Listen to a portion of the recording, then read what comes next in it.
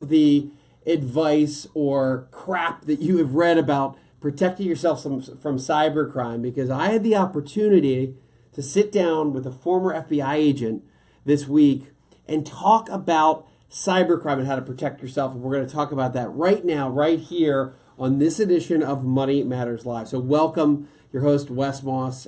Thank you for joining us. You have been freaked out, I know, because ever since the Equifax, let's go back to the Target data breach. Then we had the Equifax data breach only a couple of weeks ago. Everyone's worried about your personal information out there on the dark web getting utilized by organized crime rings. It's scary stuff. And just last night, Yahoo says that no, not millions of people's information hacked, but 3 billion users of Yahoo hacked. So everyone on the planet now has been hacked probably a half a dozen times or so. So just expect that your data is out there. How do you protect yourself is the question. I've already written about this. We've talked about some of the standard ways to protect yourself, monitoring credit. Yeah, I get that. You know that by now. I want to go into some new tips on really protecting yourself from people draining your bank accounts, because that's what organized crime is all about. I'm going to tell you a quick story about how this happens, and then 3 quick tips on how to protect yourself that are you haven't heard before. Again, I had the opportunity to sit down. Former FBI agent, was undercover for 14 years and ran the undercover special operations unit of the FBI, protecting against financial fraud. Now he runs the anti-cybercrime unit of one of the largest custodians of investments in America, really on the planet. And he is actively fighting against these constant barrages and hits from all over the world, trying to not only steal your data, but steal your money. So here's what happens, and here's what's important. I'll tell you the story. Here's how this happens. And if you're named Yuri or Dmitry, I'm sorry if I offend you. I'm just using these as generalized names to understand or help you understand how this happens. First of all, think of Yuri. He lives over in some Eastern Bloc country. Let's just say he lives in Lithuania. And he now has puppets all over the planet, particularly here in the U.S. And let's say here in the United States, his puppet is Dmitry. And Dmitry's job, he works for Yuri, is to send Yuri information about you and how to get into your accounts. And then Yuri and his team overseas will try to drain your bank accounts. And here's how it happens. Dmitry builds a dossier on you. High net worth individual, says he figures out what you care about. Not only you, but then he'll find out about your spouse and your kids, and where you go to church, and where your kids go to school, and what's your alma mater, and where you have hobbies, so that they learn about you, so they can infiltrate. What do they want? Your financial information. How do they get there? How your username and password. So they can't get your username or password unless they plant some sort of device to spy on you. And they do that typically through an email. It may come in the form of a friendly email. Hey, this is your alma mater. Thanks for giving. Well, click on this link to see what your great money's done to work. And that link was not sent by the University of Georgia, the University of North Carolina. It was sent by a hacker named Dmitry. And he plants now that you click on this link, a piece of malware on your PC that then records your keystrokes every time you log in to your investment firm. That's what's so scary. Then they sit back and they wait, because now they've got your financial information and how to get into your bank accounts. This is called true name fraud, and this is how it works. Well, because it's so easy around the world to open up accounts and get, you can do this online. You go to Vanguard, you can open up a new account in 5 minutes. You go any big financial firm, you can open up an account online in your same name really, really quickly. So what's he do? He goes, because he has all your information, they open up another account in your same name that you don't even know about. They test a small transfer of money, you don't notice it. The next thing you know, they drain those accounts. That's called true name fraud. And that's exactly what these organized crime rings are trying to do to hundreds of thousands, and if not millions of people around the world. Here is how you protect yourself. Number one, we've talked about these in the past. We're going to take this first one step further. You need to freeze your credit. And I know you've already heard this, but there's more to this story. So you want to freeze your credit. It's not just because you don't want people to borrow money in your name. If you have frozen credit, somebody can't go to a financial institution with all your information and open up a new account.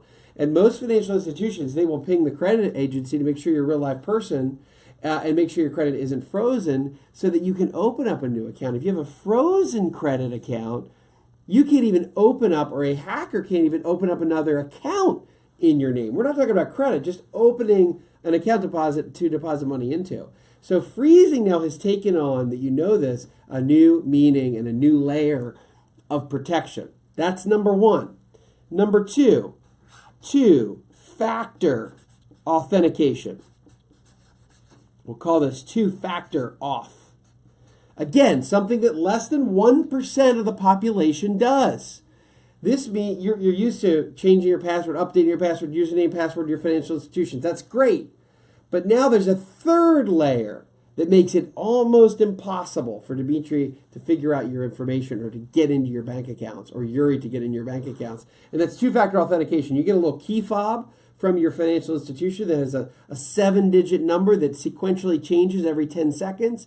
Then you have to have that key fob and that sequence in order to log in, or an app on your phone. So if different financial institutions do two-factor authentication in varying ways, but all you need to do is go to your bank or your investment firm and request two-factor authentication. Then even if your username and password is stolen, they won't have that third piece to get into your account. Again, huge step, not a lot of people take advantage of, that can protect you from cyber hacking. Third step, again, from this former FBI agent, now head of cybercrime, to make sure that your money doesn't get stolen at big financial institutions. And that's what we call a prudent cyber hygiene. And this is, again, going to take on new meaning because this is something that most people don't do. So 1, freeze. 2, two-factor authentication. 3, cyber hygiene. All right, listen. By now, everyone knows not to click on weird, erroneous links. Everyone knows that if you go on most websites have weird ads at the bottom that might end up getting malware onto your computer. So we know not to click on those, but sometimes you just don't. You're not thinking, you automatically click something. Or maybe one of your kids or grandkids on your computer, and they're off surfing the web. And next thing you know, you've got malware on your computer. Cyber hygiene, because we're not perfect and we can't really control everything we do. Remember, how does malware get onto your computer? It either gets through an email and an erroneous link on that email, or nefarious, or you click on a website and the website itself isn't protecting from this type of hack, and you end up clicking on a link in that website, then implants the malware on your system.